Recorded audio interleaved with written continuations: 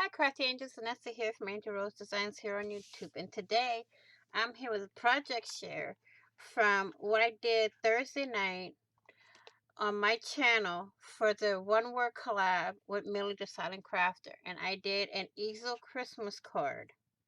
As you can see, I have a piece of this under here is a piece of chipboard, which I covered with some Christmas wrapping paper, printable from Tsunami Rose. Now, this whole card is made out. The only thing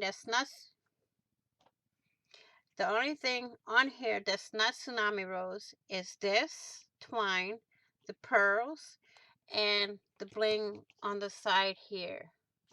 Okay, everything else is from Tsunami Rose, and this is my card that I made. You can get all her printables at tsunamirose.net. And thank you all for watching. Please like, share, and comment. And if you haven't already, please hit that big red subscribe button down below and subscribe. Don't forget to hit the notification bell to get notified of when I upload new content. Please be kind, be blessed, be caring, be crafty, be safe. And I will see you all in the next video. And on the flip side, happy crafting on a budget. Happy everything on a budget. Bye-bye for now.